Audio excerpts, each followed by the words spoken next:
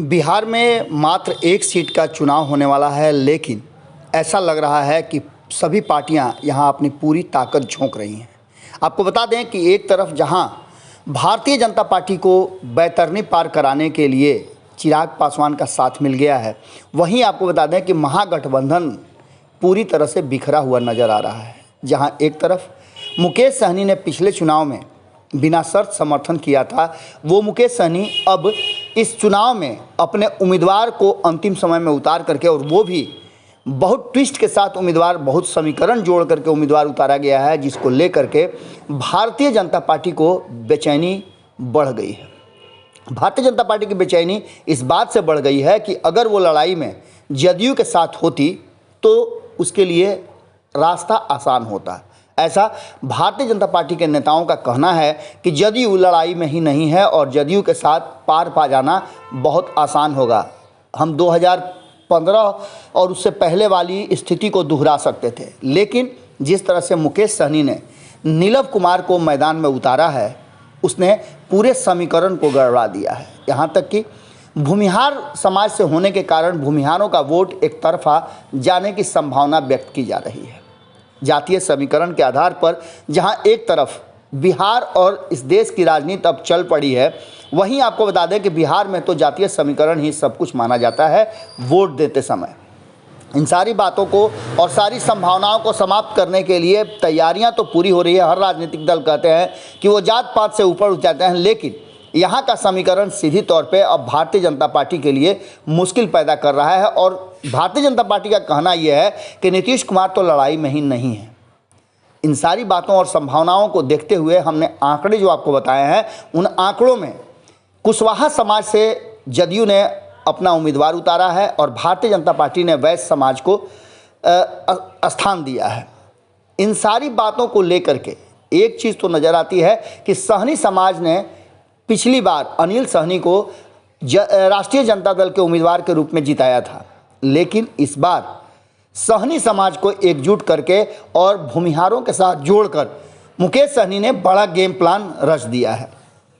ऐसी स्थिति में भीतर की बात यह है कि कहीं ना कहीं मुकेश सहनी ने पूरा समीकरण ही बदल दिया है।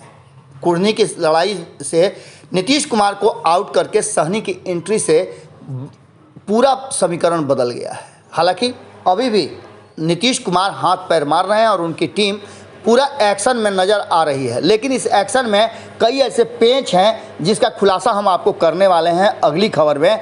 लेकिन इस खबर में आपको ये बताने का प्रयास कर रहे हैं कि लड़ाई में भारतीय जनता पार्टी अब नीतीश कुमार को नहीं बल्कि मुकेश सहनी को मानती है। और यही कारण है कि एक बार फिर से जिस तरह से उत्तर प्रदेश में मुकेश सहनी ने भारतीय जनता पार्टी के लिए बड़ा अंतर पैदा करने का प्रयास शुरू कर दिया था और भारतीय जनता पार्टी को मुकेश सहनी से डर हो गया था, तो उसने सीधे उसी समाज से उतार करके अजय निषाद को सामने खड़ा किया। एक बार फिर से अजय निषाद की एंट्री हुई है और अजय निषाद ने मुकेश सहनी के वहाँ उपस्थिति को नकारने का प्रयास किया है और उन्होंने कहा है कि भारतीय जनता पार्टी को हराने के लिए मुकेश सहनी मैदान में उतरते हैं, लेकिन इस बार परिस्थितियाँ दूसरी है। उनका बोचहा चुनाव को लेकर के जो बयान था वो ऐसा नज़र आता है कि दिया गया था, लेकिन अब मुकेश सहनी इस बार हराने के लिए किसी को नहीं और किसी के पक्ष से नहीं, बल्कि मुकेश सहनी खुद लड़ाई में है। और मुकेश सहनी का मानना यह है कि भारतीय जनता पार्टी के साथ सीधी टक्कर में मुकेश सहनी है। हार जीत का फैसला इन्हीं दोनों के बीच में होगा।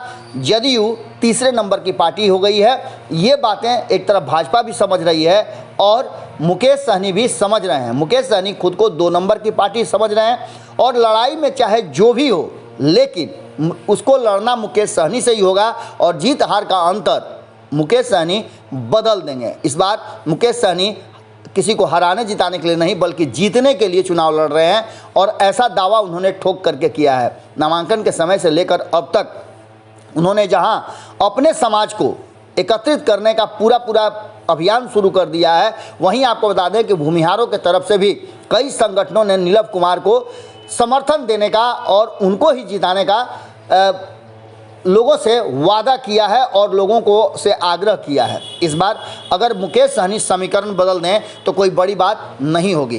पूरा गेम सहनी की एंट्री से बदल गया है और उनके उम्मीदवार ने तो और ज़्यादा इस चुनाव में अपनी उपस्थिति दर्ज करा करके भारतीय जनता पार्टी के साथ साथ जनता दल यूनाइटेड को भी फेरा में डाल दिया है। अगली खबर में हम आपको बताने जा रहे हैं कि नीतीश कुमार को लड़ाई में कैसे आएंगे और नीतीश कुमार को लड़ाई में लाने वाला वो कौन शख्स है जिसको लेकर के जदयू एक बार फिर से इस कुढ़नी के समीकरण में, कुढ़नी की लड़ाई में अपने आप को मैदान में बरकरार रख सकती है। जुड़े रहिए भारत लाइव के साथ। बहुत बहुत धन्यवाद। अगर ये वीडियो पसंद आई और वह बिहार के राजनीति और बिहारियत से सरोकार रखेनी तो सब्सक्राइब बटन दबा के चैनल के सब्सक्राइब कर ली। ओजे एगो घंटी बा, ओकरा बटन दबा देला से कुल सटीक और मारक खबर रुआ मुफ्त में मिल जाई। अगर रुआ पत्रकारिता के हमनी के नया प्रयोग में सहयोग कर चाहतानी तो ज्वाइन बटन दबा दी। पेटीएम नंबर नोट कर ली 9386816700। धन्यवाद।